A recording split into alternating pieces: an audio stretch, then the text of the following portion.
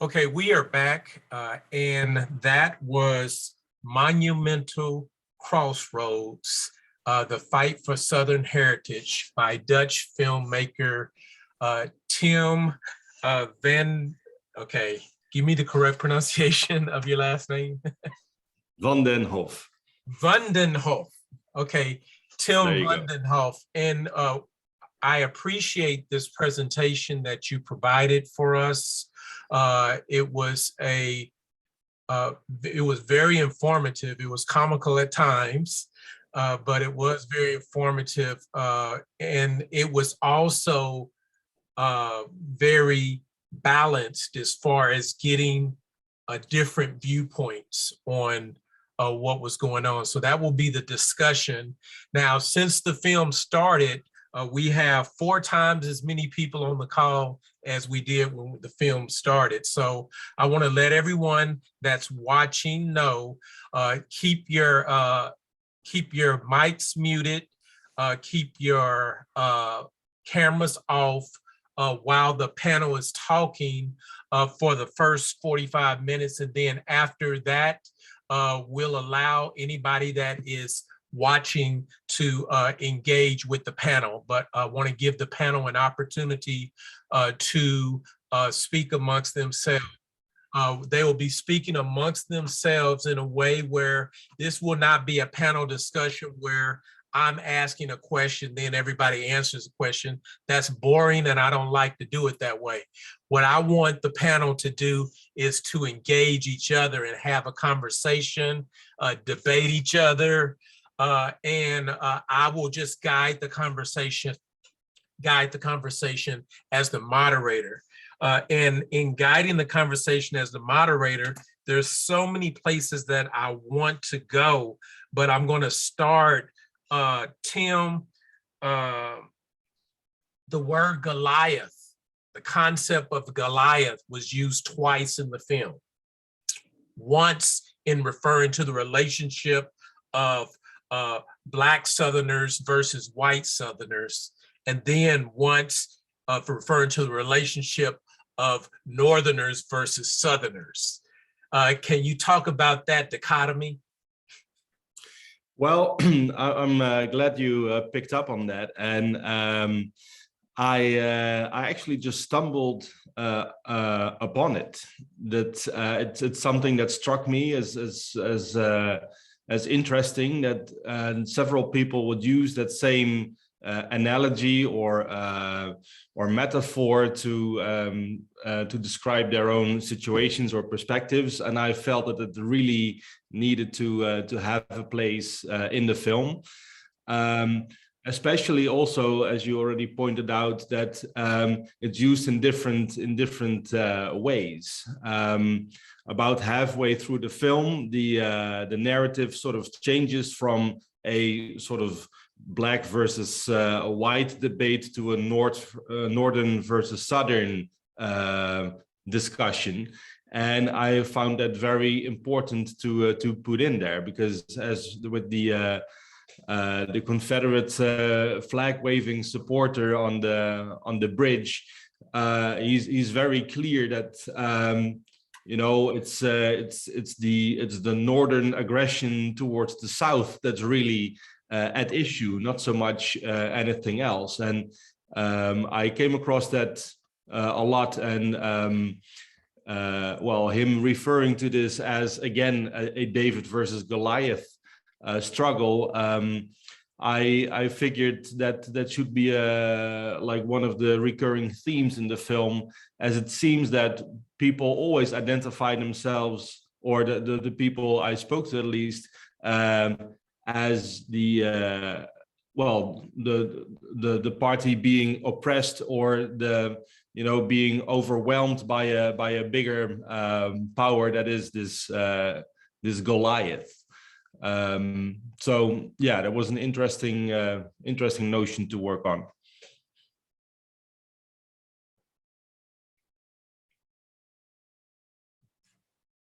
Panel, please, you guys have the floor.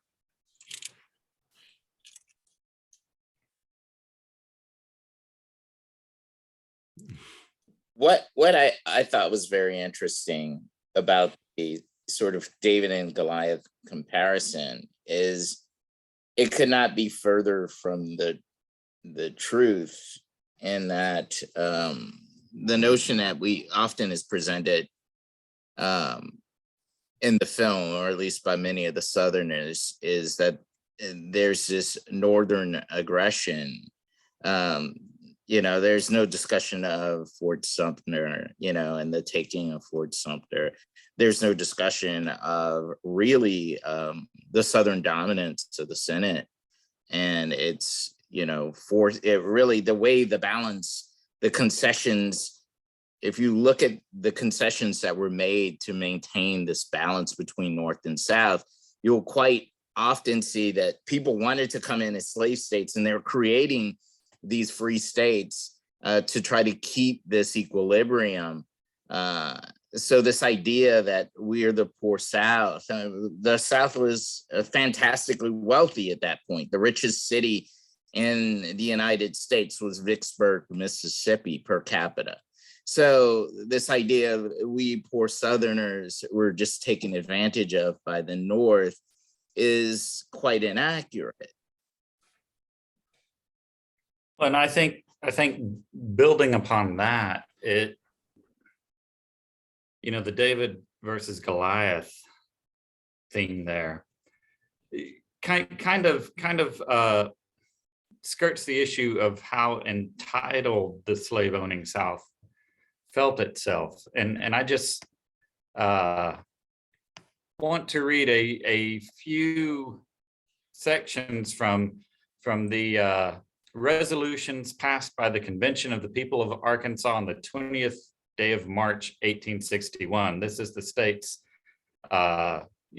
secession convention, and the complaints laid out against the northern states include: the people of the northern states have organized a political party purely sectional in its character, the central and controlling idea of which is hostility to the institution of African slavery. That's the first, item of complaint, that, the people of northern states have organized this political party that's anti-slavery, sort of avoiding the issue that, this is a democracy and people are allowed to organize around particular platforms. Number two is, they have denied to the people of the southern states the right to an equal participation in the benefits of the common territories of the Union by refusing them the same protection of their slave property therein that is afforded to other property. And, that gets to what you're saying, Brian, that there had been an effort to create states along an equal basis. What really rankled the South was the creation of further free states. Number three is, they have declared that Congress possesses under the Constitution and not to exercise the power to abolish slavery in the territories. Well, Congress is the representative body of the people, and it can make laws. But I think what you're missing there, Guy, is the fact that they're trying to preserve their sweet tea, pearls, and grits. Right, exactly. And they list these complaints, and then their solution to it is an argument for more political power. One of the first proposals they have to correct all this is that the president and vice president of the United States shall each be chosen alternately from a slaveholding and non-slaveholding state. They are attempting to, they're arguing that their special privilege essentially requires them to have more and even more political sway outside of their numbers. And so it's a very, it's interesting, the one guy arguing that the Confederacy, the movement was a rehash of 1776, and you see that a lot of that in the rhetoric, but it's explicitly anti-democratic. What the slaveholding South wanted is more and more protection from democracy. And there's how we can tie this discussion into the present day. Yeah, and even if you hold fast to that idea of sweet tea and pearls and wanting to maintain a culture. Hold up, Yeah, grits. You gotta add grits too. Yeah, and grits. You can't, can't have the South without grits. You have to remember that that culture that they want to be maintained, that lifestyle, is being afforded by the exploitation of just one segment of that population. And the thing that is hurting to me a lot about the film was the black man from Ashland who had the Confederate. I mean, he's totally in denial. I did not know you were to bring Slavery HK up. was. Can we not have a conversation without? He was totally in denial about what slavery was. He has this, and this is where education comes into the discussion, because we notice busloads of kids going out to these Confederate events. I would have been extremely offended as a parent if my child was dragged to this ridiculous event and fed that misinformation. But the notion that he had always been taught by someone that slavery really wasn't that bad. And in fact, Black people had it better when they were exploited, raped, beaten, and owned no property and had no say in their lives. Is, what sort of education system would teach children in their society that it really wasn't bad that we beat these people? It really wasn't bad that we own these people. In fact, we were benevolent owners. In fact, that's what he keeps pointing to.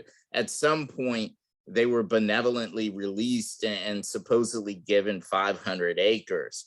I don't necessarily believe that story. And benevolent manumission was often a tool by the oppressor to make sure, like one of the things the students always ask me is, why weren't insurrections successful? Well, one of the tools that they offered was benevolent manumission. You tell me what the other people are planning, I'll let you go. And I'll give you a plot of land for and you don't have to worry about this whole slavery thing. So this idea that he has that slavery was this beautiful time and that all of the woes that African Americans are suffering today is not due to continued exploitation, but instead due to the fact that, we've heaped all these rights on them and Northern people somehow are taking them away from them in Southern communities. Tim, Brian tipped the scale in bringing up HK. Tell me, how did HK come in to be one of the characters in this documentary? Well, I think we were, I can't say actually which state it was, but we were at a store called Dixie Outfitters. And we were trying to get an interview with the store owner with a shop filled of Confederate memorabilia. And these people, they were pretty wary of, us with a camera, and they didn't really want to participate. And they said, well, but we do know somebody who might want to talk to you. And he handed me HK's business card. And at that time, there were quite a few European TV crews in the area, also going to Charlottesville, and also trying to get an interview with HK. And he had this very stern lady in Florida somewhere as his manager, vetting all the requests and basically denying everybody a chance to talk with him. But somehow we managed to get through, and we drove up to his house in Asheville, where he proceeded to, well, I don't know, unload all his factoids of Confederate history on me for, I think, 3 hours. And I had to just let him run empty before I could actually, start a proper interview and film a few scenes with him. And I didn't know at the time how and what kind of place he would get, but he, you know, even just from a film perspective, he's sort of a Shakespearean quality character. You know, he brings so much energy. He's such a, well, he sort of sucks you into the story. And of course, I had my doubts, since he's such a outlier, basically, you know, almost a mascot to the Sons of Confederate Veterans, who only have to point to him to say, look, we're not a racist organization, because there's also Black people who are with us, are members of the organization, and believe what we believe to be true. And so, but in the end, I felt that it was a good idea to have him tell his story anyway, because he's sort of also the key, basically, in the film to transition from this to this North versus South kind of angle that seemed really important to include. So I was very happy to get my moment with him. Indeed. Some of the ideas that he brings up that have connections and resonate with you know, other places around the world where histories they're trying to confront, and you know, this you know, across Eastern Europe, for example, you know, it's not that uncommon for people to have nostalgia for the communist period and kind of forgetting about all the nastiness of it. You know, in South Africa during apartheid, there were you know, some Black South Africans who supported this notion that we should just separate, and that would be the best way forward for every community. And so it's interesting to see these ideas come up in different contexts. I wonder, is he a one-dimensional or multi-dimensional character in the things that he said? Can we not find some semblance of truth or reality in some of the things that he said?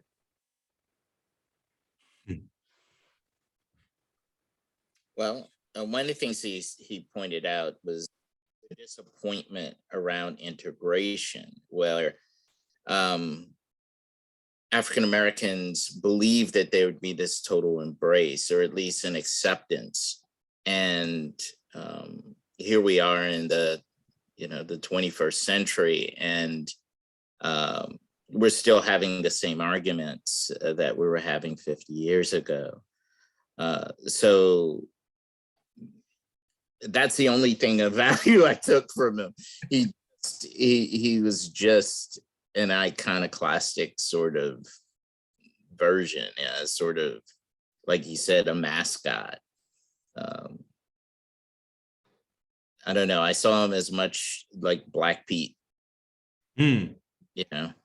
Yeah, I can imagine that. And you know, it's a bit tricky, but what I wanted to do is make this sort of patchwork story of all these different perspectives, not necessarily tying all these perspectives to just one certain group or one individual. I think all of it together gives you quite an overview of the different arguments around this topic. And there's countless other people who might not be Black like HK, but with the SCV who believe the very same things. So then it becomes a matter of representation. Should you have him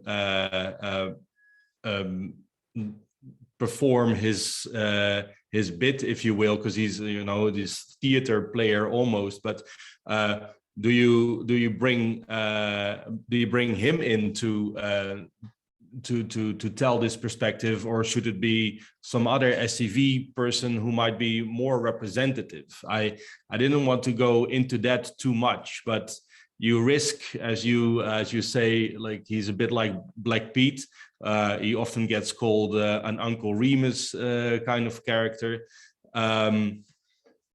That's something you can't avoid if you connected to this person. But I hoped that it would still stand at least. I think he advocates a feeling that I came across a lot when I was talking to other people in the South who feel that they were sort of wrongfully overpowered by the North and made things worse for them.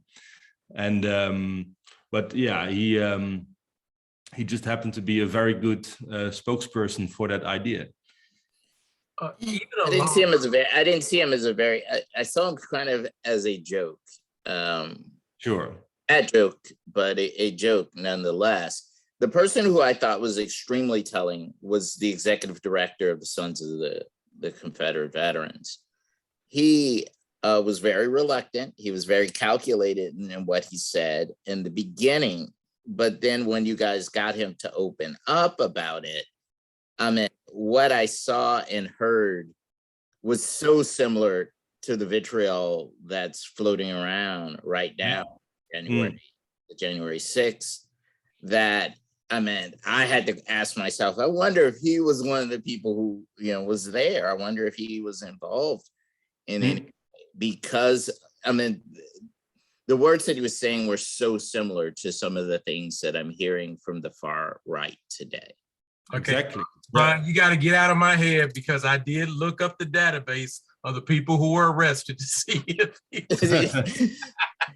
didn't make the database. So.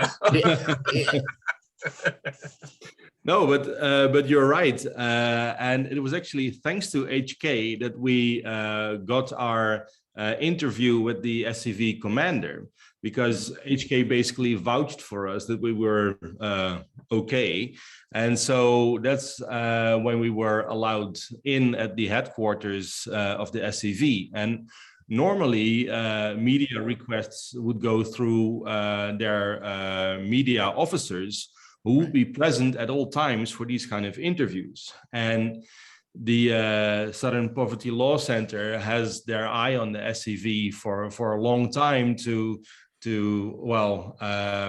they are very careful in what they communicate and what they say. And I'm sure that if there had been those press officers involved at the interview, he wouldn't have said any of that. Right. But exactly. Because we were sort of vouched for, we had this, sort of free moment just to, engage with him directly. And I think he also never realized that this would eventually come back to the US, because we were just a bunch of European dudes, wanting to make a story to show to people back home. But the film is being used across a lot of universities in the United States. So, but I think he never realized that might actually happen. So he was reluctant, as you say, but then opened up, probably thinking that, he would never see anything from it again anyway. And as he was talking, I remembered the things we heard during the KKK rally in Charlottesville. And, the only aspect missing was, I think, the Jews. But other than that, that was the exact rhetoric that I heard in Charlottesville that he spoke. Yeah. I'd like for all of you on the panel to consider this and have a discussion amongst yourselves. After watching this film, and I want to let everyone that's on here know that I will be putting a link where you can watch the full version. We watched the 52-minute version, and there's actually the full version, I think, is 87 minutes long. And like Carla Coleman is on here, you definitely need to watch the full version because it talks about Black cemeteries. There's a spot in there about Black cemeteries that you definitely want to watch. But in watching this film, I watched it when it first came out on, it was either Netflix or Amazon Prime, one of the two. And I watched it then, and I've watched it 3 times just to prepare for today. And the thing that I want the panel to consider is something that it's like an old African proverb that talks about the story being told by the victors. And I want us to consider maybe this is a point of view that is being held by the sons of the Confederacy, the daughters of the Confederacy, that the story that we now know of history, of American history, as it pertains to those 4 years of combat that you talked about, Tim. Maybe that's the story that's being told by the victor, and it's not necessarily the full story, and it's their goal to kind of fill that story out so that we can know the total truth.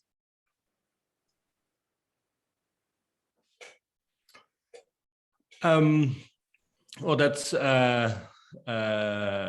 certainly one way to look at it. I think that what it could also relate to is that I think that's one of the redeeming qualities of HK, actually, that he sort of voices the anger that a lot of people seem to have, that sort of slavery as an institution becomes a Southern phenomenon completely into this sort of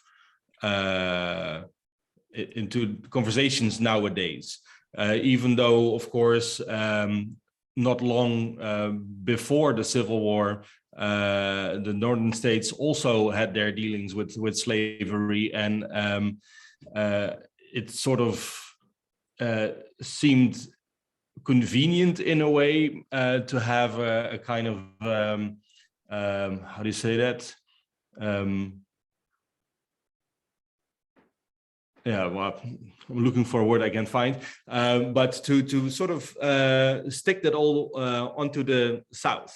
I mean, from an outsider's perspective, of course, in Europe, we don't learn all that much about the American Civil War. It's very brief, but slavery is equated with the South as a Southern institution, which, of course, I can imagine that you would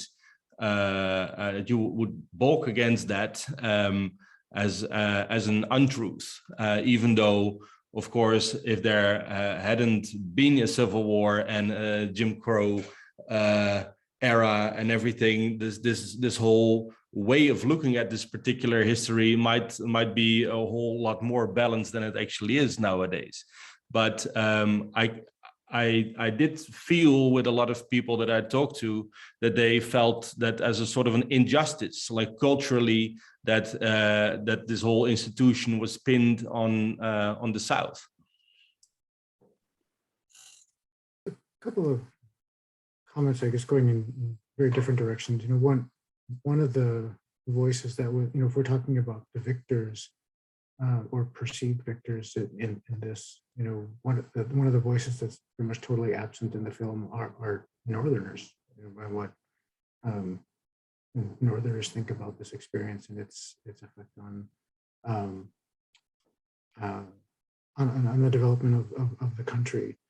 But a second comment is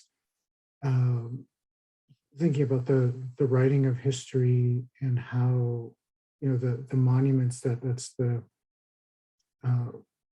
means through which, you know, Tim actually explores the role of history and how it gets constructed, is that, you know, these monuments themselves were an effort to, you know, to reframe that history. And the woman from the Daughters of the Confederacy alludes to the fact that these monuments were constructed, over wide periods of time. There were some that were created right after the Civil War, but the heyday of constructing these was in the 1890s. From the 1890s to the 1930s. Yeah, and then there was another wave of them actually happening in the 50s and 60s. And so, like that, the construction of these monuments, also coincided with the introduction of Jim Crow, and then arguably pushback against the civil rights movement. And so those monuments are certainly an attempt to try to frame how we think about that past. And she also didn't talk about the role that the Daughters of the Confederacy played in rewriting the narrative. I mean, Edward Pollard famously wrote, The Lost Cause, and The Lost Cause revisited immediately following the war and began refashioning what the war was about, and reshaped the narrative of the war from a war that was about slavery and this institution to a war that was really about white supremacy. And he was careful in his crafting because he knew that Northerners wouldn't disagree that whites should run everything in the United States. So that when he recrafted that narrative was embraced widely and retaught. And one of the roles that the daughters, and there are a few roles that they play. One of the things that she did brush on is that most of the monuments were paid for or they helped to finance. But another role that she does not proudly tout is the role that they played in the publication of school books. Mm-hmm. They actually started letter campaigns to publishers saying, look, and they had their historians rewrite the narratives. Unless you change your book like this to this, we won't use it in our school districts. We won't put it on our bookshelves. And the publishers caved in, and the narratives were rewritten. Have the Dunningite School, Archibald Dunning and Rhodes and other scholars that begin teaching this narrative, this altered narrative. And it doesn't take long before that altered narrative becomes the narrative that everyone is taught. I wrote this year a book called Monumental. It was about Reconstruction and how really Reconstruction figures have been painted out of American history.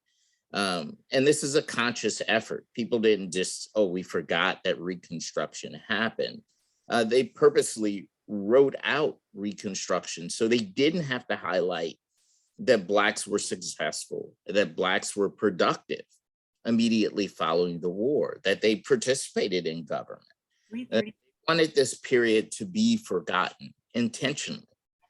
And I think that was something that really struck me about both the representative from the Daughters of the Confederacy and the Sons of the Confederacy, is their overwhelming fear that they were being canceled. When they canceled an entire history.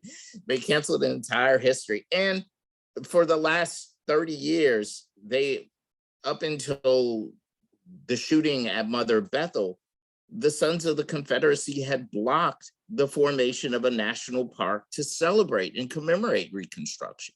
They had lobbied effectively against it. And their argument was, if we tell the story of Reconstruction, all of our heroes, all of our ancestors come out as villains in that narrative and terrorists. So we don't want that story told. And they effectively canceled that story for 3 decades. I think it's very interesting how in the film, Tim, I think it was mentioned about 3 or 4 times about a Southern heritage being distilled to just 4 years of combat. I find that being very interesting in what you were just talking about, Brian, about the purposeful telling of the history. And even when Guy read the first three parts of the secession resolution for Arkansas, in that second part, I remember how Arkansas was not even in the war, but what, 15 months? Is that correct, Guy? Well, there were actions in the war starting in 1861, and the last, was in 1865. So it was technically in the war all 4 years. But, part of the issue with Arkansas heritage is that it had the second highest number of Union recruits of any Confederate state. The first was Tennessee. Tennessee sent, as a southern state, Tennessee sent more troops, to serve in the Union than any other state, and Arkansas was number 2. So Arkansas was a very divided state, actually. There were some tremendous Union recruitment campaigns within the state, especially in the Ozark and Ouachita mountains. And, the moment Union troops actually showed up, a whole lot of slaves who were freed or freed themselves ran away to Union lines, became Union troops. A number of regiments of USCT, United States Colored Troops, were formed in Arkansas. So, I always get very amused and confused when people talk about Southern heritage as if it's this unifying thing. It wasn't even unifying across racial boundaries, because these were white Arkansans, for the most part, who were joining these Union regiments early on. That Unionist history is as much a part of our heritage as, that Confederate battle flag. Now that you bring up the Confederate battle flag, one thing that was said by at least 2 or 3 people in the film was how the Confederate battle flag was actually the flag of the Army of Northern Virginia. And even HK, when he was holding the flag, he obviously didn't get the memo that the other people were talking about it being a Northern Virginia, because he specifically said, this is North Carolina's flag of the Confederacy. I want to show you guys something. I just did a Google search and I found that this came up as being the flag of North Carolina during the Confederacy. I just wanted to bring that up just to poke fun at HK. I was going to say the flag of Army of Northern Virginia was not, a symbol of the Confederacy as a whole, really, until 1948 with Strom Thurmond's Dixiecrat campaign for the presidency. And it was where I was going, so keep going. right. I mean, it was his explicitly segregationist presidential campaign that turned the flag into the symbol it now is. So people can say, oh, it was a flag of Northern Virginia. It was a flag of Northern Virginia. Sure, that's true. And the swastika was originally a Buddhist symbol. But if I see, some skinhead with a swastika flag, marching across the street, I'm not going to assume, he's a Buddhist. I'm going to assume he's a Nazi. Indeed. So we're just so messed up in what the history is because of these agendas, as it was mentioned in the film, that are telling history however it is they want to tell it. I am opening it up. We've been talking for about 35, 36 minutes now with the panel. I'm opening it up for the audience. So if there's anyone in the audience that would like to get into the discussion, you can turn your camera and your mic on and engage the panel directly. Or if you want to send a question in the chat, I can also do that as well. I want to read a couple of statements that has already been put in the chat. Sarah Drain said, I apologize that I don't know who to attribute the quote to, but imagine being so ashamed, afraid of the true past that you work to prevent the teaching of it.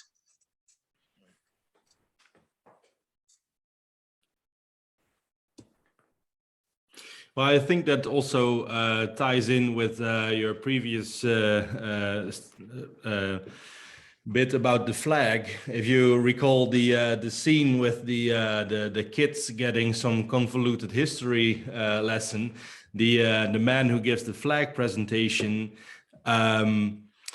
he has a point, of course, saying that the United States flag flew over slavery for 84 years.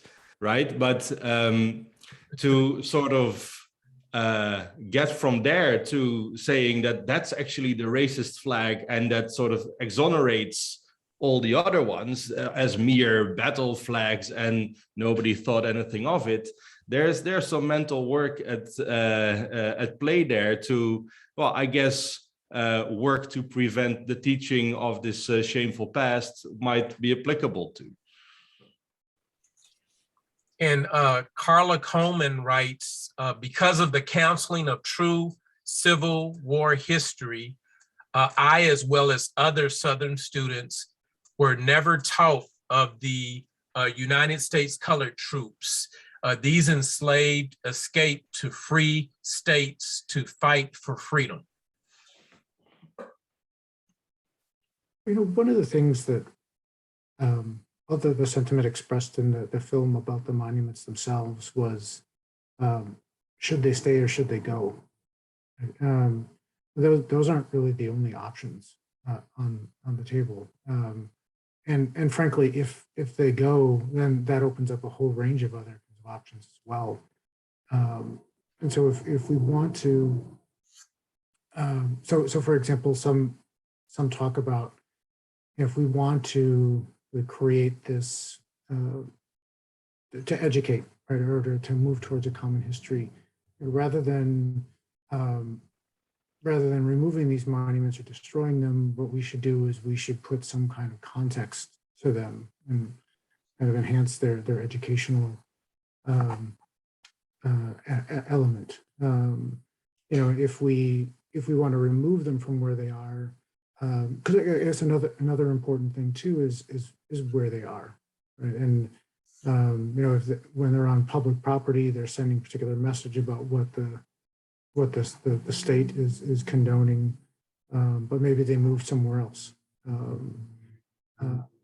whether it's a museum or some kind of private property. One of the things that happened across several countries in Eastern Europe after communism, many of these monuments to Lenin and others went to what became monument parks. The one in Hungary is the most famous one, where you can stroll through this place and kind of look at this history. So I guess I'm curious what others think about, you know, what should we do about these monuments? And the mayor, where was that mayor, Tim? Was he in Tennessee? The mayor that— No, he was in Alabama. Okay, Alabama. He was in Alabama. Alabama was actually leaning towards what you're suggesting, Eric. Yeah, but I think he saw it as, you know, maybe a tourism kind of thing for his community. Yes, that's the first thing, and it's very interesting when we talk about the monuments. It was alluded to by the hairdresser from the Daughters of the Confederacy about, she was very frank that these things are not cheap. Right. They collected a lot of money and spent a lot of money to put these monuments up. And it was also spoken to in the beginning of the film on the cost of taking them down in the millions of dollars. So it's for me, when I hear that, it feels like a no-win situation as far as how we're addressing these monuments right now. And you know, Dan even put a statement in the chat. He said, "I would love to hear some discussion on how we can use the lessons learned from this revealing film to promote racial healing." This being the first event for the National Day of Racial Healing in the state of Arkansas, I definitely would like for us to get into that discussion. And like I said, the discussion is opened up to anybody and everybody. But what I want to say is, me, myself, personally, I'm not a proponent to just tearing them down the way that it's been being done in some parts of the country. I'm more interested in the suggestion that the Alabama mayor made, or what you're making, Eric, as far as let's relocate them to a place in the lieutenant colonel. Is that some land that he was getting ready to create some massive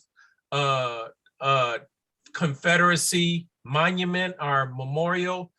You know, they could be placed there. Or if they have to be left up where they are, I'm a proponent of, okay, you have a monument there, and we're going to put something next to it. Similar to what we're doing in Hot Springs. We're in a battle with the Daughters of the Confederacy in Hot Springs because they refuse to take down. They refuse to give us proper historical context. I said take down, but I didn't mean take down, because we didn't ask them to take it down. But they refuse to give proper historical context to a Confederate monument in downtown Hot Springs that is on the spot where a lynching occurred. So I think it would do us well to speak to that suggestion that Eric brought up. What does the panel think? And Carlos New Orleans did something very creative in the wake of taking down statues. First of all, not only was it like a focal point for the nation, the removal of the statues, but there was a lot of threats that were directed. The city, the first contractor that was hired by the city, he had his life threatened on multiple occasions. I believe he had a Ferrari or Lamborghini he had burned to the ground. Someone vandalized his vehicle. And it was offered, and when these statues were taken down, they were offered to any groups that wanted to take them. Now, what people very quickly realized is the grand scale of these made it very, very logistically difficult to move them. And none of the Confederate museums that existed around the country could house them. They were just too big to be inside of museums. They would have to be outside somewhere. But the offer's still there. They're still sitting in warehouses. They haven't been melted down or anything. And the offer has been made for groups to take them. The bigger question for me was what happens to that public space that had been used for memorialization of these individuals, and how is it reused? And there were a couple of things that came up. One of the things was a project called Monument Labs. And Monument Labs first did an imagining project called Paper Monuments, wherein they paired historians with artists, local artists, to envision, to talk about historical events, envision a poster project, and hang this poster to have people look at these various parts of their history that have gone unnoticed, and then vote on the possibility of having monuments created, based on these histories. They also went on a campaign of renaming streets and parks in the city. So I was recently down there for the Oscar Dames Dunn Park, which was originally called, it was named initially after a Confederate battery that protected the city of New Orleans right before it fell to the Union, called Washington Battery Park. And it'll be renamed at some point early this year to Oscar Dunn Park. There were a number of streets that were also, the Confederate names were taken off of them, and they were renamed in honor of other leaders. And there was a commission that was formed, and proposals had to be written up and then had to be defended in front of this commission. So there was an active attempt to make sure that all segments of the population participated in what was going to happen to public space. And the reason that this is important is you have to remember white flight took place in New Orleans just as it did inside of Little Rock. And where these communities had once been population demographically majority white communities, after white flight, after the early 1970s, late 1960s, these were monuments that were in majorities Black cities. And it became hard to tell a community that they're paying for the maintenance of a statue which commemorates their enslavement. And probably the most difficult statue to really justify was a statue called the Battle of Liberty Place. The Battle of Liberty Place isn't a Confederate monument. This took place after the war. And quite literally, former Confederates will overthrow the city of New Orleans briefly, and they will commemorate the battle which they overthrew the city and took the city by placing a monument there. And the monument, and a lot of these monuments, if you look at the verbiage, look what's written in the narrative on the monument, doesn't say anything about the Confederate War. It says that, these lead directly to white supremacy. They invoke white supremacy. They discuss white supremacy in their narratives. So there wasn't an attempt to whitewash them. There wasn't an attempt to hide them in the past. What we commonly hear people from the Sons of the Confederacy talking about is this idea that they just want to tell both sides of the story without telling the truth in it. And we can't have that.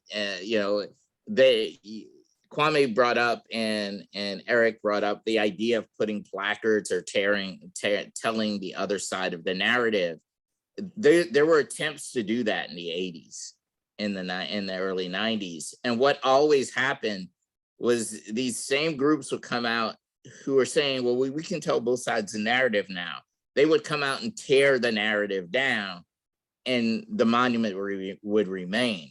So this idea of them as this stalwart group of people who just want to be fair and tell both sides of the story is very, very untrue and very, very inaccurate. Yes, indeed. We have two people up to join the discussion. First is Carla and second is Shirley. Carla, you have the floor. Can you hear me? Yes. Okay. Hello, everybody, and thank you for letting me speak. Since I had become a member of the Black History Commission, that's when I really got involved in a lot of, Black history, African American history, and we've been called a lot of names. When you talk about the narrative and the monuments, I sit on the board of Oakland Cemetery, Oakland and Fraternal, and we have a Confederate burial section at the cemetery. So there's a monument there. Nobody ever knew about the monument until some vandals decided that they would go in and try to destroy the monument, and it got a lot of publicity. But I think that was Dr. Mitchell that said that you can include the narrative and then they'll take it down. And I'm kind of the same way on leaving the monument there, but I think the whole story needs to be told. If they're going to do that, or if they're going to have Monument Park. When I visited Virginia, I mean, those statues are everywhere in that Monument Park, but you could see it everywhere. But that's only a part of the story that people learn. And in my comment about learning about the USCTs or the Black men representing the Union Army, we didn't learn all of that. And then we had politicians right after the Civil War, legislators, Black, to represent the state, or the state representatives. So I'm just saying that there's a lot of conversation to be had, and I think that this is the first in Arkansas, so that we can come to the table and express ourselves and learn more about the true history. And I hope I didn't ramble. Thank you.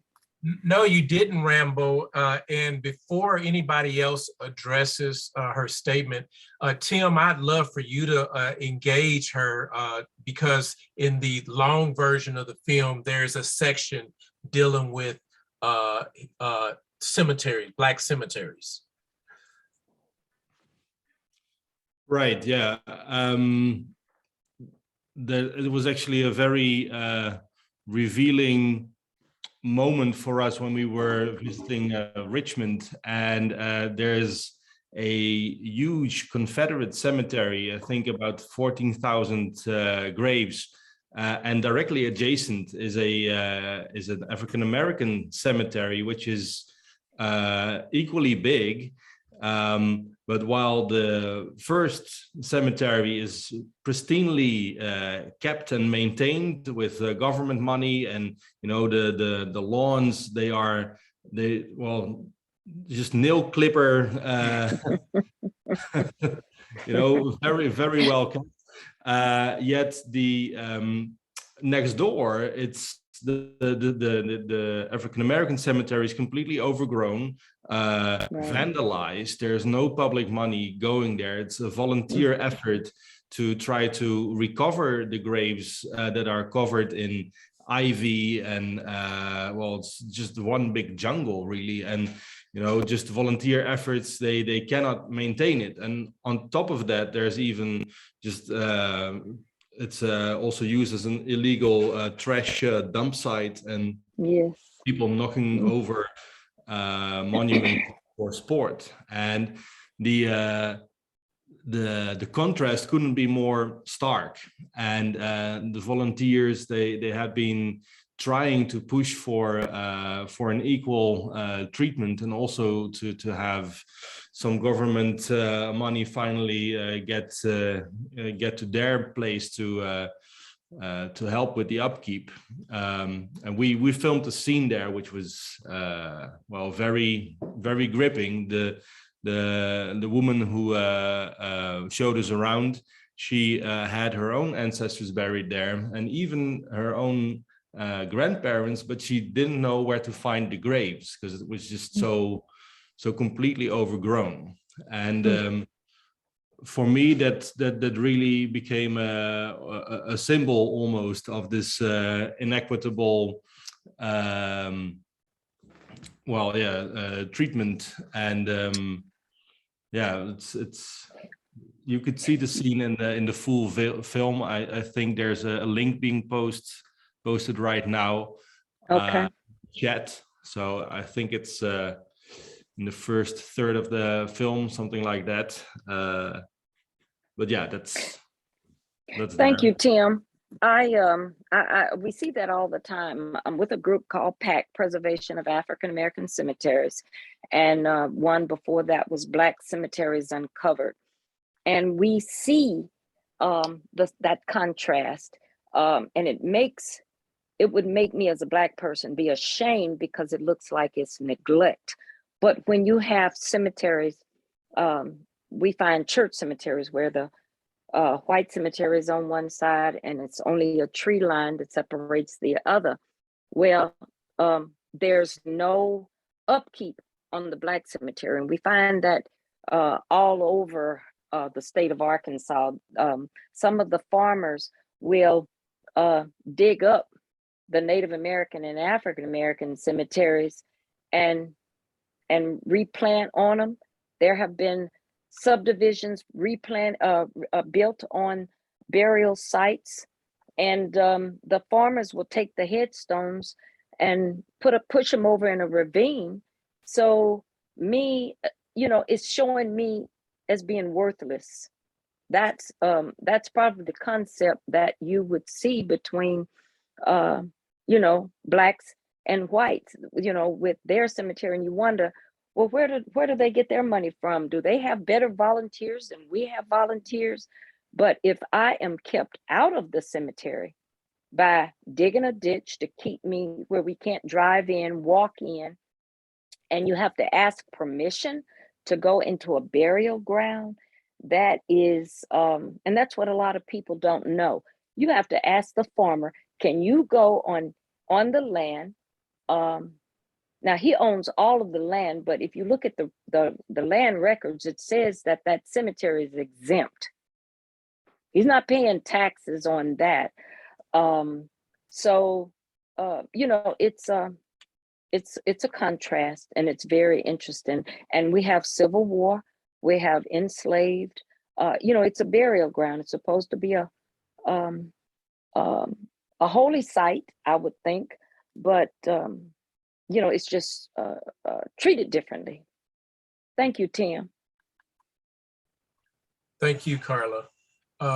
If the panel doesn't have anything to say, no comments, we will go to the next person in line.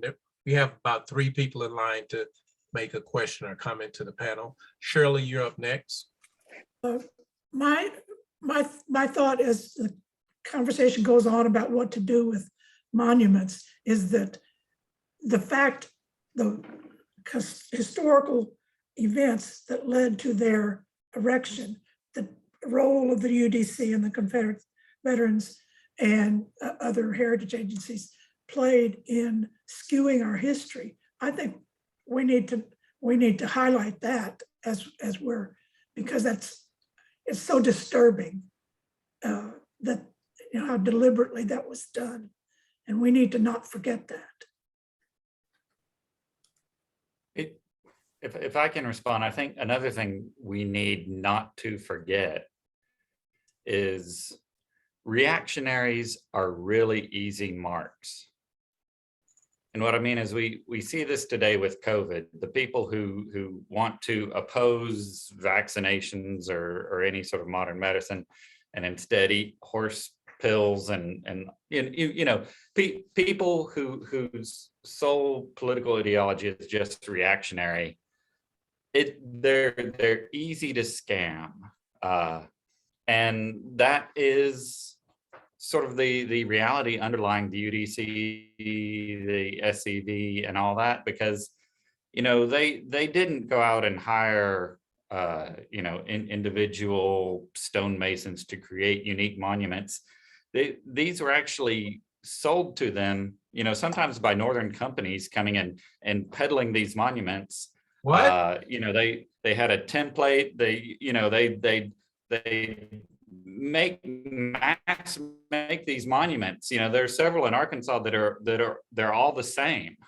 They come from these factories, and you'd have salesmen go into these towns and challenge the local UDC chapter to say, well, Hot Springs has a Confederate monument now. You don't want to look worse than Hot Springs or something like that. So you know, reactionaries are really easy prey for, you know, someone to take their money. I think that's a truth we need to tell about this too, that they can talk about heritage, they can talk about history.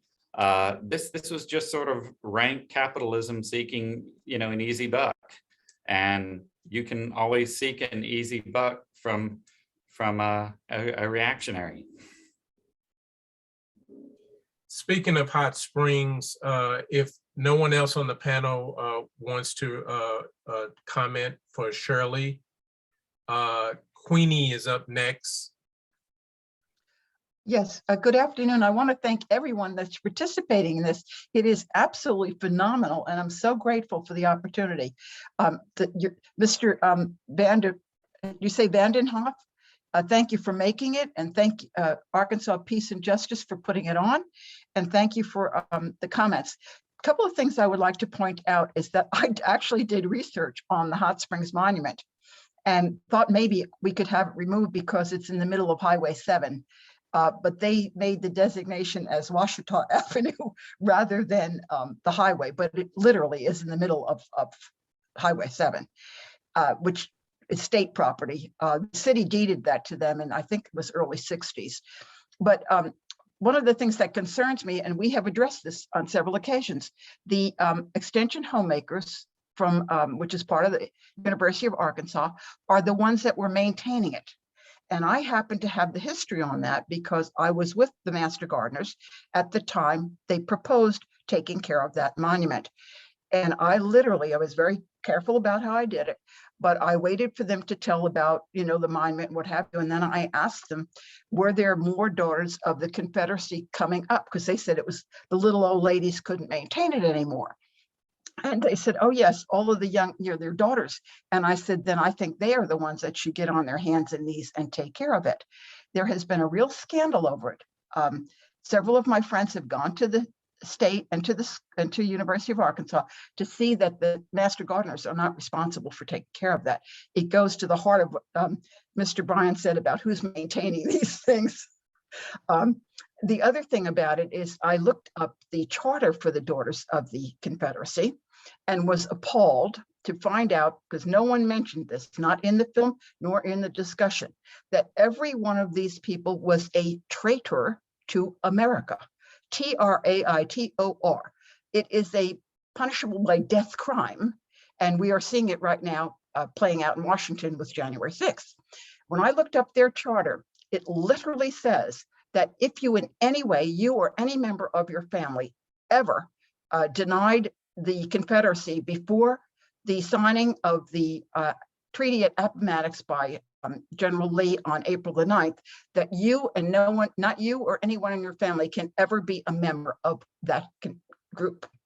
It is absolutely appalling that you had to be a traitor till the very last second if you wanted to belong to this group. I don't understand how these things can still exist, quite frankly. And I was shocked at the young woman with the beauty parlor with the pearls and sweet tea. Don't forget the grits. Why is everybody forgetting the grits? Well, yeah. But the interesting thing about that to me is the fact that you don't get to say that the Holocaust, you know, that you don't get to go to a Holocaust museum and hang swastikas on it. So you know, this is, what do they say, that's putting lipstick on a pig? So those are my comments. Again, I wish that there were more information on how this was literally treason. I definitely appreciate that comment. Does anybody want to address that comment? One thing that I like to say is that the Arkansas Peace and Justice Memorial Movement, one thing that we're in the process of doing is establishing 75 different and unique county remembrance projects. And we, before the shutdown, we were working with a group of high school students to create the Garland County Community Remembrance Project. And these high school students went toe to toe with the Daughters of the Confederacy because of that monument.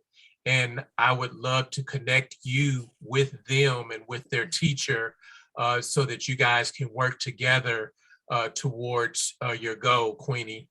So I did put my contact information in the chat. Thank you very much. I would also tell you that I am a member of a group called Unity Coalition for Garland County, and our objective is to end racism.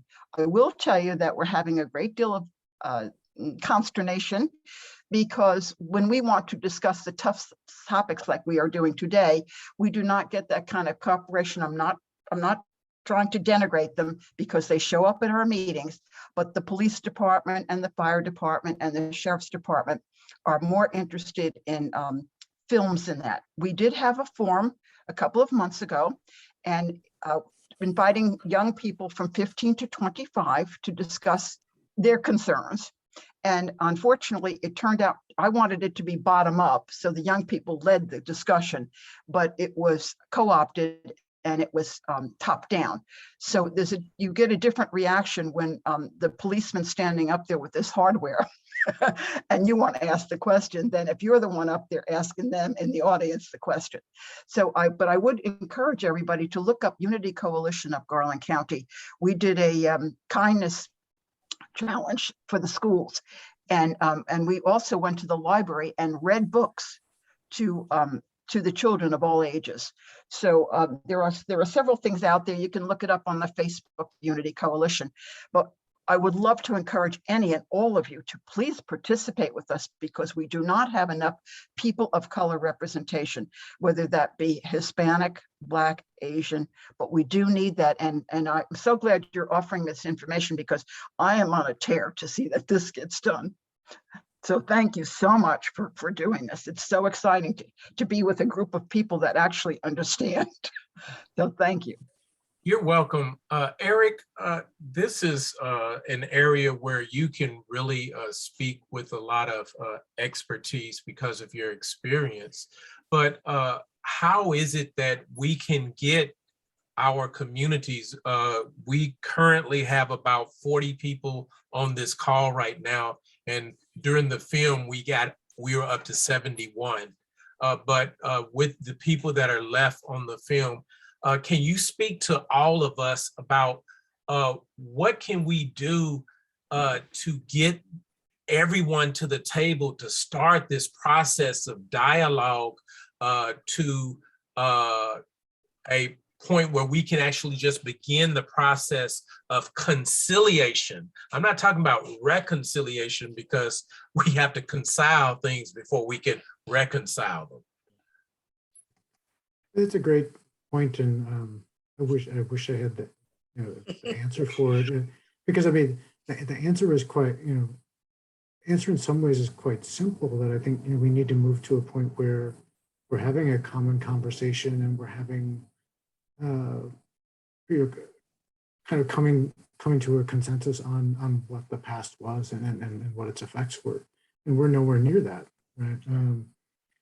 And so, in terms of what we can all do, I think it may start as simple as continuing to have these conversations and continuing to put it on people's radar. We've talked mostly today, and so the people in the film were, had strong positions on how we remember the past.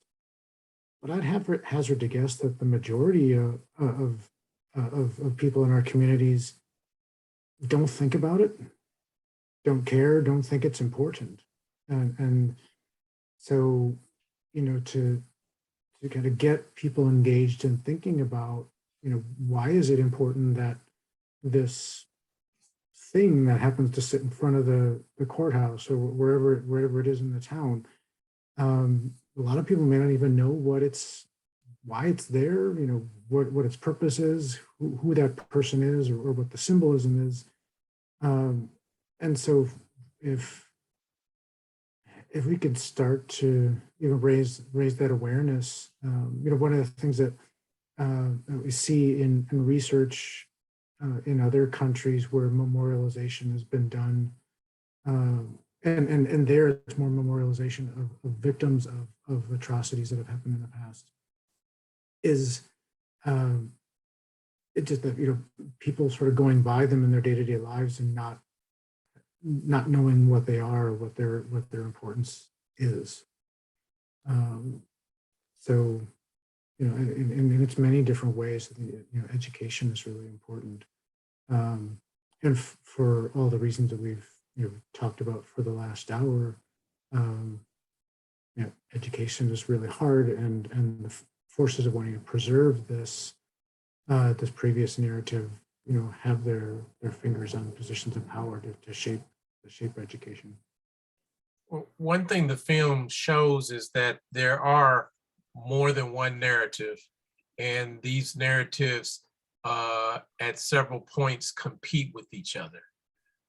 So I'm thinking about, we talked about swastikas. It's been mentioned a couple of times. What is it that Germany has gotten right about being able to have a shared, unified history that we need to learn from?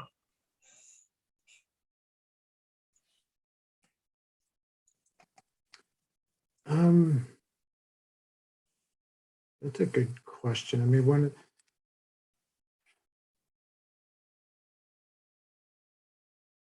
Well, Germany in itself, it went through generations of thinking about its past.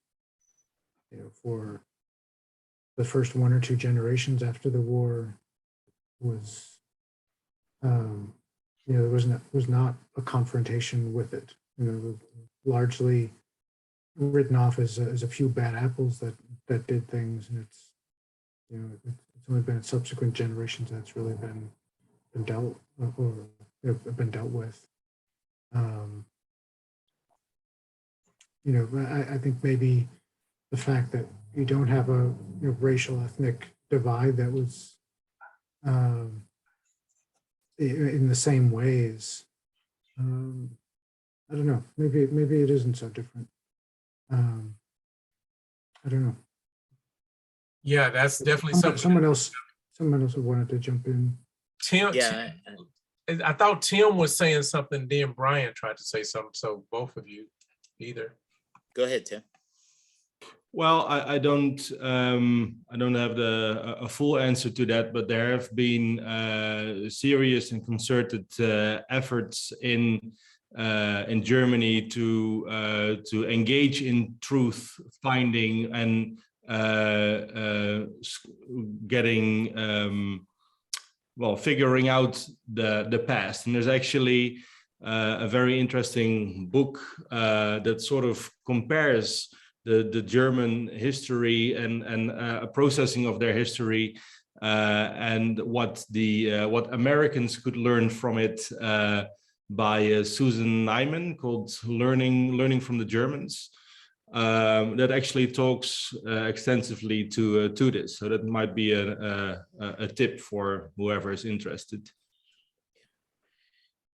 Do you think the process of denazification, the concerted effort of all the allies to make sure that all the imagery, all the nostalgia, a lot of people don't know, the United States went as far as collecting all of the medals from German soldiers that they could and reissuing them US produced German medals. So they had no Nazi imagery. And for those people that collect World War II memorabilia, you'll discover that Nazi memorabilia is far more expensive than US memorabilia because so much of it had been destroyed. That whole process of destroying everything that people might later call heritage, and having these trials, the Nuremberg trials, and having them very public. What I've always been curious to, what role did that have on the German people in regard to accepting the sense of collective, that they were all wrong. We had been completely on the wrong side of this issue.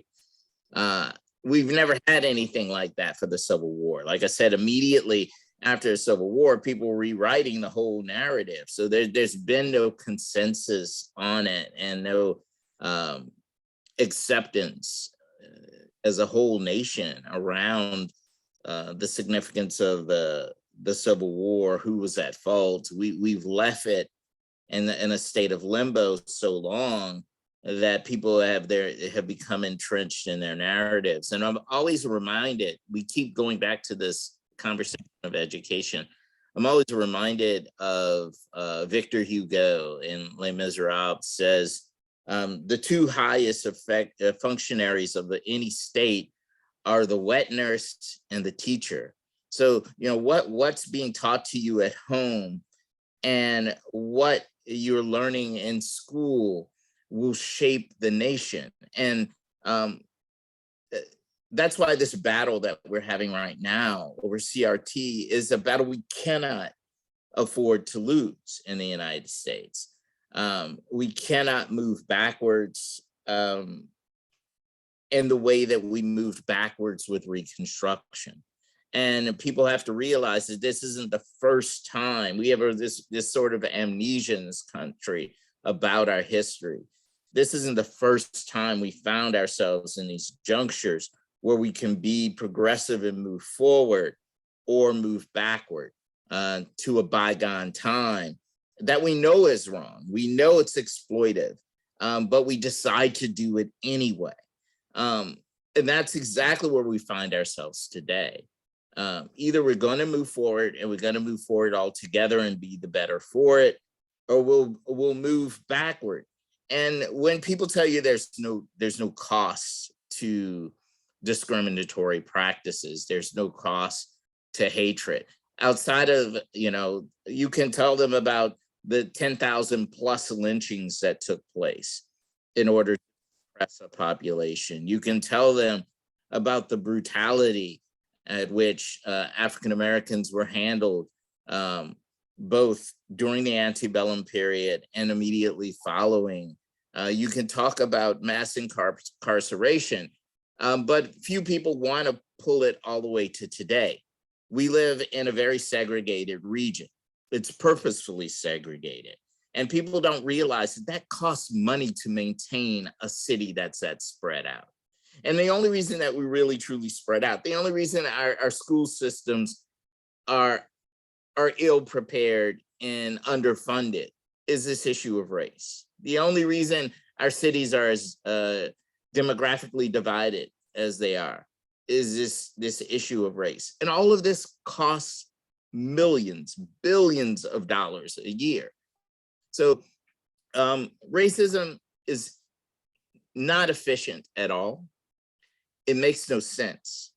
And it isn't supported by any history. All of the history that we have is, much of it is this patriotic narrative that people want to have whispered into their children's ears so they turn out the way their grandfathers did.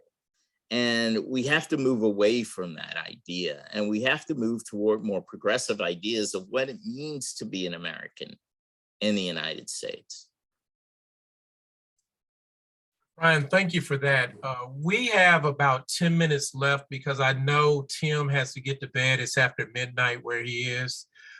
So did I hit that right, Tim, or did I put too much personal information out? No, that's pretty much right. So we have one last question. And I think that question actually ties into what you were just mentioning, Brian. Theodore, you can have the last question.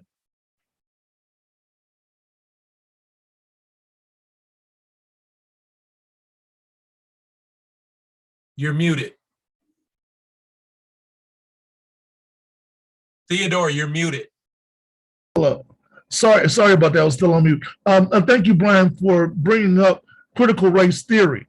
And I often wonder, we have all of these different conversations, but we never really try to bend it towards including critical race theory. And so if you just have a few more moments to amplify more on what you were saying in relationship to CTR. Okay, Brian, now you're muted. CTR isn't being taught in any K through 12 school, first of all. It is a legal theory that emerged to explain why sets of laws can exist, which seem uniform for everyone, but they have these very drastically different outcomes. Like we could say, okay, they're criminal laws and they apply to every single person in our society, but why are there disproportionately more Black people in prisons, even though we know that the rate of people committing crimes, it would justify more whites being in prison? Why would that happen?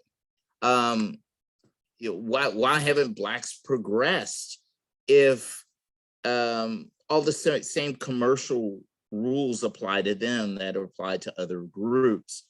No one's really trying to get students to embrace these kind of ideas. What CRT has been politically has just been a buzzword. And it's been a buzzword for everything that's included in ethnic studies and African American history or Latin American history. So one of the things that I've discovered, being a teacher for now 20 plus years, is once you have these discourses about the significance of race, about the origin of racial conflicts, and you're able to address how people's current conditions, like a lot of my suburban students believed or had been taught that Black people live in impoverished communities because they just want to live there. They want to be around each other. Not that these communities had been constructed, and not that the idea that they lacked resources and jobs, that those were also constructed dynamics that could be changed. They didn't want their children to see that there was some role that whites had played in constructing this. And this idea, if they had constructed it, then who's responsible for fixing it? And if you just leave the idea that it just exists because it exists, and we won't question how it got there, we won't question why we put all of the woes of our society, all the drug rehab centers, all the homeless shelters, all the everything nobody wants finds its way into community neighborhoods. Then we also want the children to come out of those schools that are not giving the same kind of funding, to be able to compete in the same world with people who do not have these obstacles. So those are the discussions that politicians don't want to have, because if we have a community of children coming up that are informed and sympathetic to these, then guess where they're going to want to spend their tax dollars?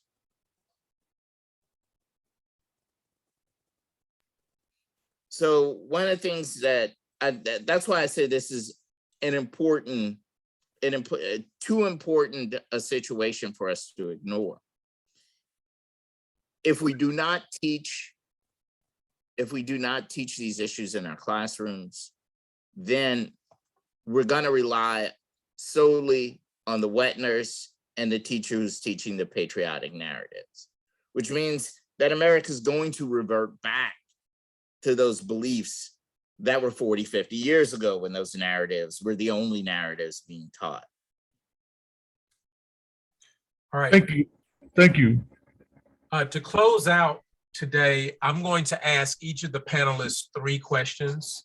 And those 3 questions I kind of gathered from an inbox that Ellen sent to me. So we'll start with you, Eric. First, give us your final impression of the film.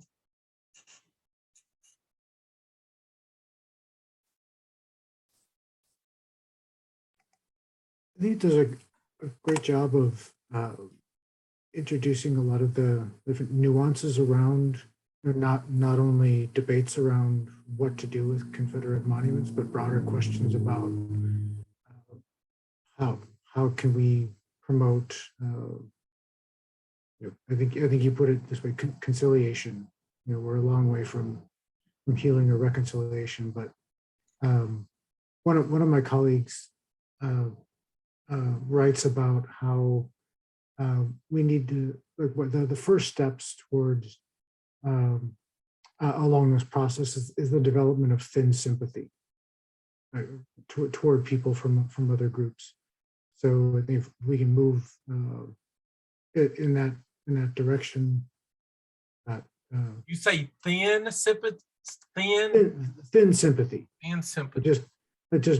Just having basic knowledge about the experiences of another group. Wonderful. And how do you believe that this film fits into the goal of truth, racial healing, and transformation that we want to espouse during the National Day of Racial Healing? Well, I mean, one of the things I hope is that it prompts people to go and find out more. Thank you. Thank you. And finally, Ellen wants to know from each of the panelists what books you've written, published, if you got any other films or any resources that you want to suggest to everyone else.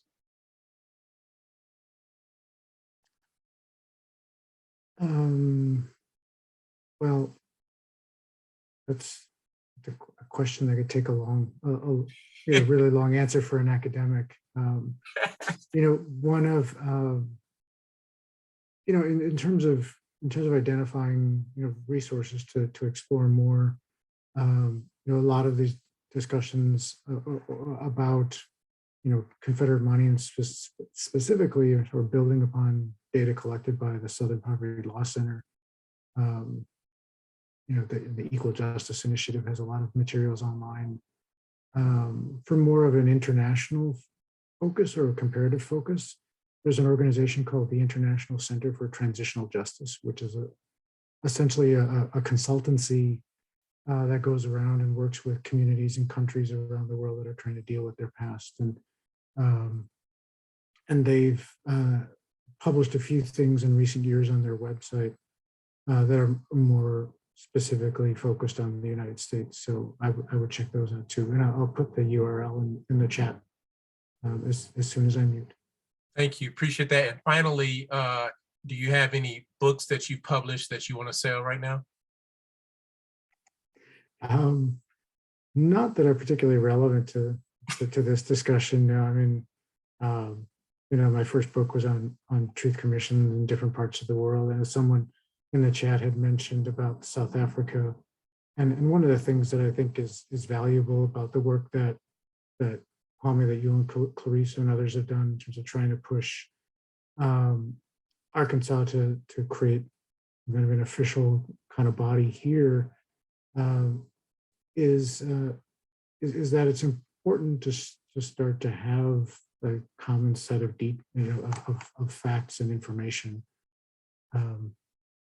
that's out there. I mean, it's certainly not everything. There are lots of countries around the world where I've worked where there is a common understanding of the past, but some groups within society see that violence as justified.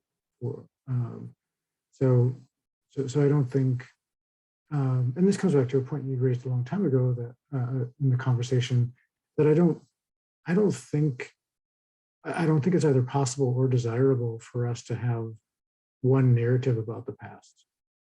I think, but I think we do need to engage with other kinds of narratives, and that we it seems like we do less and less.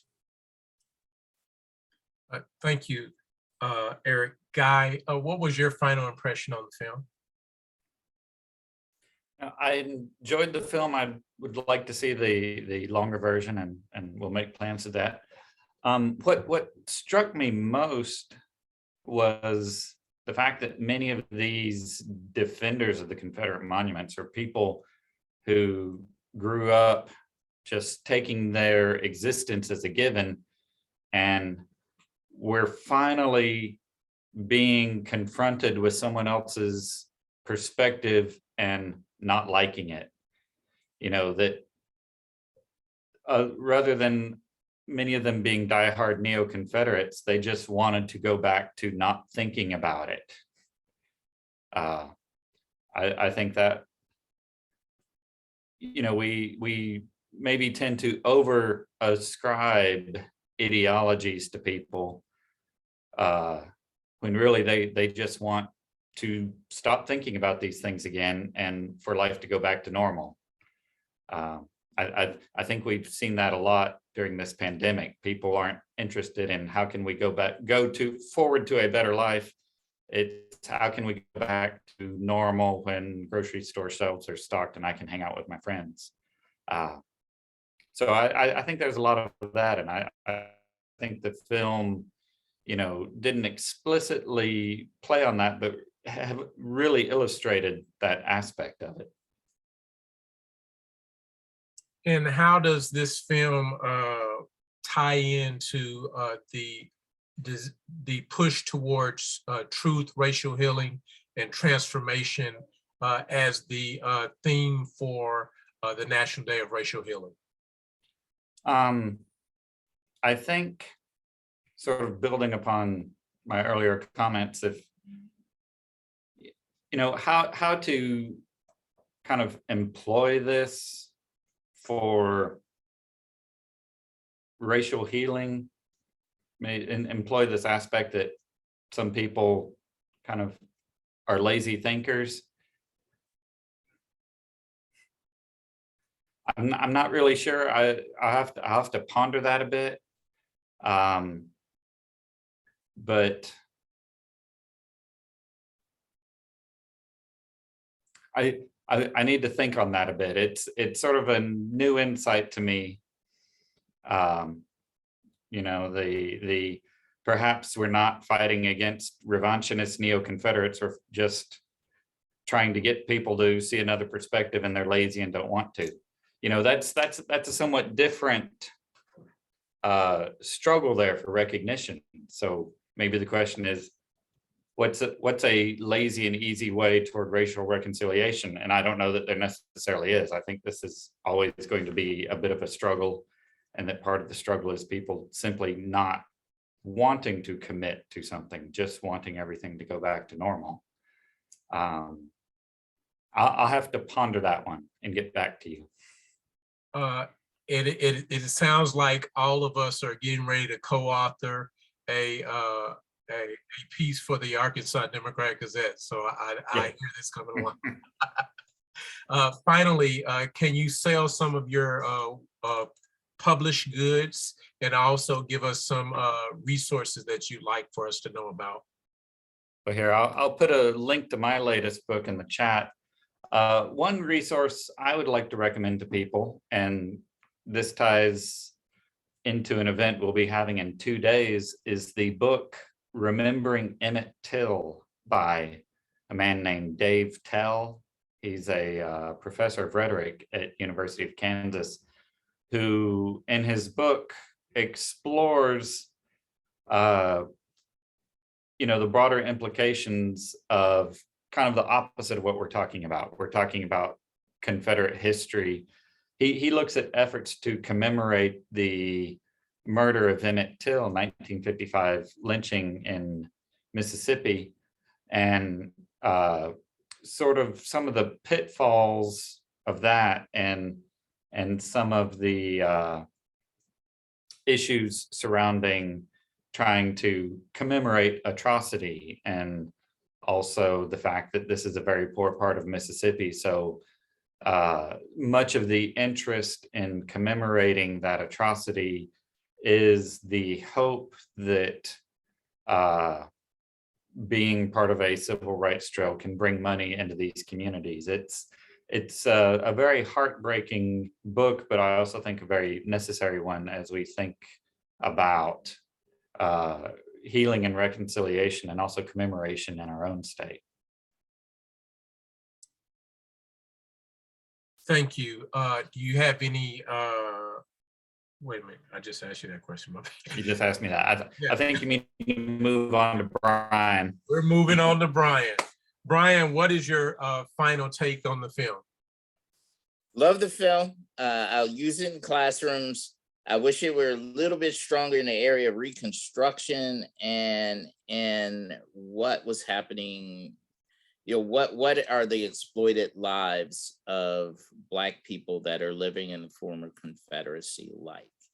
So those are the areas that I thought were I would like to have seen a little bit more on. But I realized you only have 87 minutes, and you did a great job with the 87 minutes. So thank you very much. And how does this film comport to truth, racial healing, and transformation as the goal for our week-long observation of the National Day of Racial Healing in the state of Arkansas? My 3 magical E's. The first is education. So it fulfills that component that it brings us valuable information we didn't know before. 2, the second E is for experience. You know, I tell my students, when you're confronted with something you don't know, then you try to either experience it or become educated on it.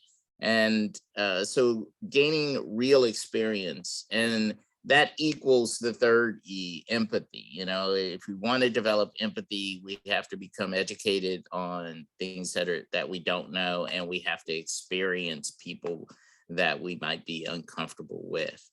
So I think it fulfills all 3 of my E's there. Wonderful, thank you. And finally, I need you to sell your latest books. I won't sell my latest book. I already gave it a plug. So I'll give you 2 things you could be reading if you're interested on the if you're interested about this topic. And one's a little dated, but I think it's extremely relevant right now. David Goldfield's Still Fighting the Civil War. And a more recent piece that's available online, and you can even watch the author recite it, would be Carolyn Randall Williams, My Body is a Confederate Monument. Whoa, that's a powerful title there. Got my attention. All right, finally, Tim, please give us your parting words before you get off here, and tell us what it was you were trying to convey in making this film, and did we here in Arkansas get the message that you were conveying? You got it all wrong. I love Confederate monuments.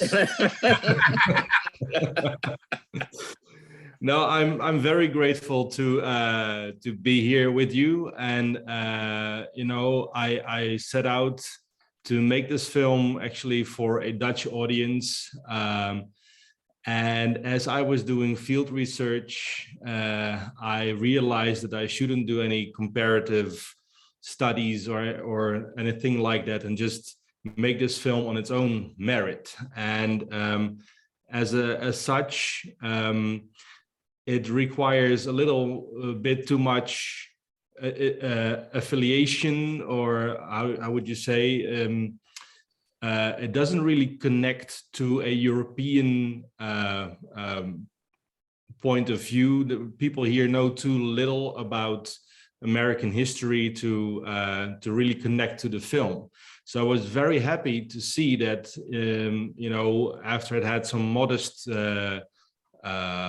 performance on European television, that actually it did find a home back with you in the United States, among universities. And I've been very happy to do a number of these virtual sessions and discuss the topics with people like yourselves, which is also for me very, very interesting to see how even in a little way, this film could contribute to these kind of conversations. And I'm also happy that in April, I will actually be doing a live US campus screening tour all across the country in 3 weeks, if the situation permits. So for me, you were supposed to be here in Little Rock for this, but Omicron just said, no, we're not. Exactly. Yeah, too bad.